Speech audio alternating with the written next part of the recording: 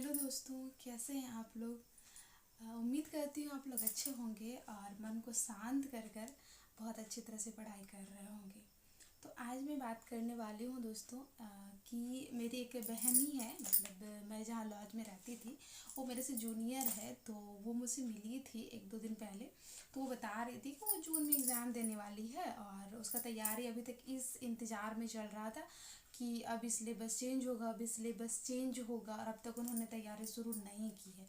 तो वैसे स्टूडेंट कैसे तैयारी अपनी शुरू करे और अब तक में जो कुछ नहीं पढ़ा है वो कैसे इस एग्ज़ाम को क्वालिफाई करे। अगर जीआरएफ ना भी सही, जो जीआरएफ के प्रयास में है, बहुत मेहनत कर रहा है, वो तो इस चीज़ का वेट नहीं कर रहा होगा। नेट भी बहुत इम्पॉर्टेंट होता है। अगर आप चाहते हैं कि नेट भी अगर हो जाए इतने दिनों में ही तैयारी करके 3 मंथ के अंदर ही, तो आप कैसे अपना एक फॉर्मूले का यूज़ करके किस तरह पढ़ाई करें, ये चीज़ें मैं आप लोगों के साथ अभी शेयर कर रही हूँ। पूरी वीडियो आप लोग ज़रूर देखिएगा। इस वीडियो को देखने के बाद आपको ज़रूर है कि आपके एग्ज़ाम्स में बहुत यूजफुल रहेंगे और आपका अच्छा स्कोर होगा। तो बात है कि दोस्तों, मैं सबसे पहले ही कहती हूँ कि आप सबसे पहले अपना सिलेबस निकालो। ये रहा, आप मैं हिंदी साहित्य से हूँ तो मैं हिंदी साहित्य की बात कर रही हूँ। तो आप सबसे पहले अपना सिलेबस निकाल लो, ठीक है। ये आपका सिलेबस हो गया। उसके बाद मैंने क्या बताया था, प्रीवियस ईयर कहाँ तक का प्रीवियस ईयर करना है। 2023 में जो अभी दिसंबर में एग्ज़ाम्स हुए, इसके पीछे चले जाइए। 2019 में जो हमारा सिलेबस चेंज हुआ था, ठीक है, वहाँ से लेकर 2023 तक का, यानी कि आपका 15 या 14 होगा पेपर, यानी कि 100 करके, ठीक है। हाँ, 15 नहीं, 14, हाँ 15 होगा या 14 होगा, इतना ही होगा। मैंने गिनती किया था बट मुझे अभी याद नहीं, इतना ही होगा। तो मान लीजिए 15 दिन, 15 दिन मान लीजिए।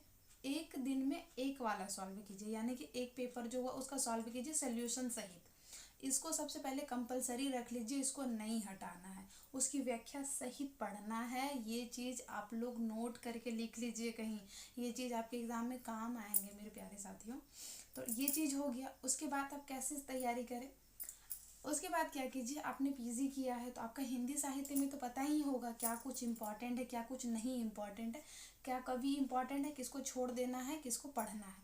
ये जब आप प्रीवियस ईयर कीजिएगा ना, वहाँ से अभी आपको ये चीज़ें क्लियर होंगी, ठीक है।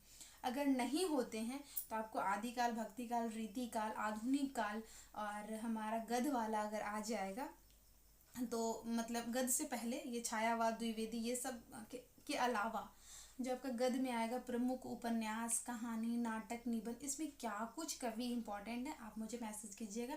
मैं या तो आप लोगों को अपने पीडीएफ शेयर कर दूंगी कवि वाला, या तो मैं एक छोटी सी वीडियो बनाकर आपको बता दूंगी, नोट डाउन करवा दूंगी कि ये सारे आप कर लीजिए, आपका हो जाएगा, ठीक है।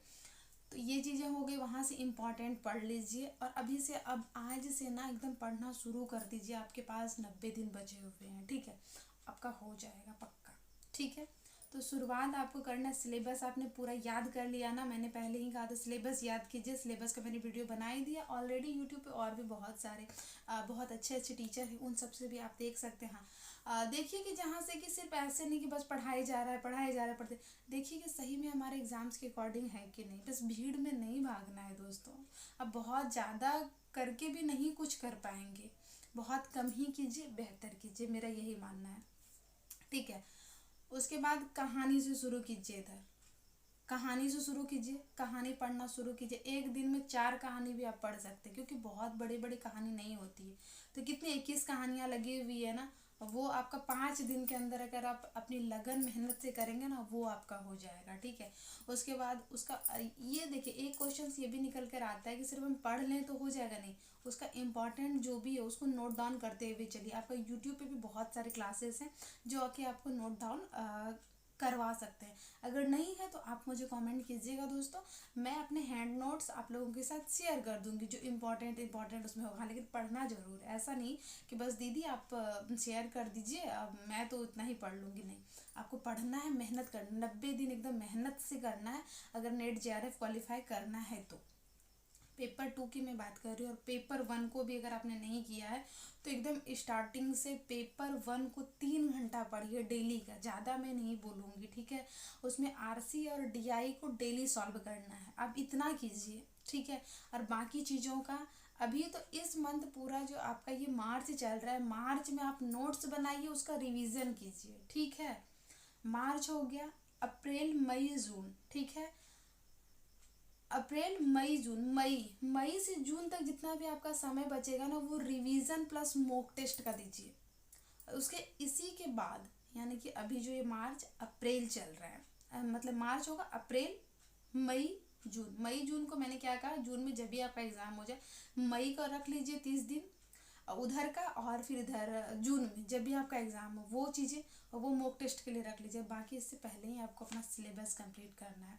तो आधार बनाइए, प्रीवियस ईयर को कहानी से शुरू कीजिए, उसके बाद नाटक पे आइए, नाटक में कुछ इंपॉर्टेंट क्लासेस देखिए, यूट्यूब पे भी देख सकते हैं, और इसका लाइन बाय लाइन ना एमसीक्यू कीजिए। और सिर्फ ऐसे नहीं कि बोल दिया कि अंधेर नगरी किसकी नाटक है, किसका नाटक है, अंधेर नगरी का प्रकाशन वर्ष क्या है, अंजू दीदी नाटक किसका है, ये नहीं, जो हमारे वाकई में जो हमारे एग्जाम से जैसे क्वेश्चंस बन रहे हैं ना वो चीज़ें कीजिए, ठीक है।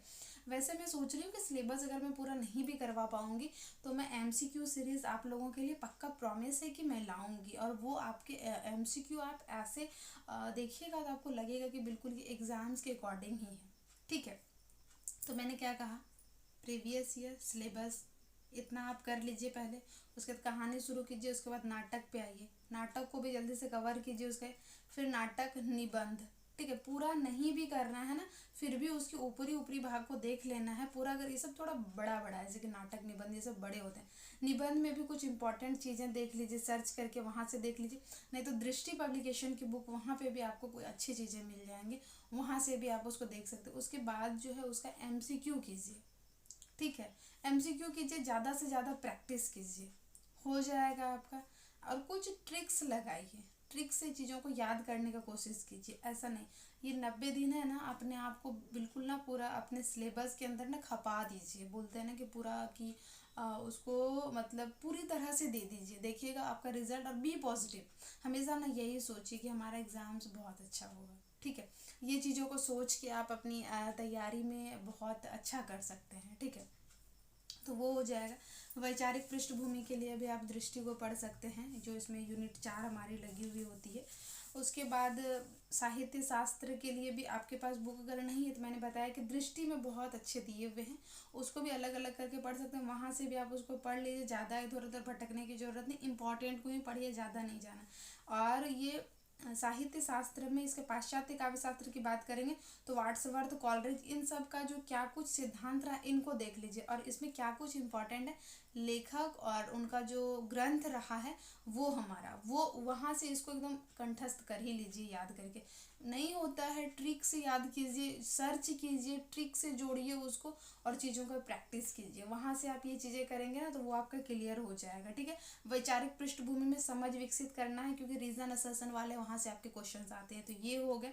साथ साथ डेली का, मैंने डेली का भी बोला है, पेपर 1 को भी साथ लेके चलना है, पेपर 1 को छोड़ देना हमारे लिए सबसे बड़ी बेवकूफ़ी होगी, ठीक है।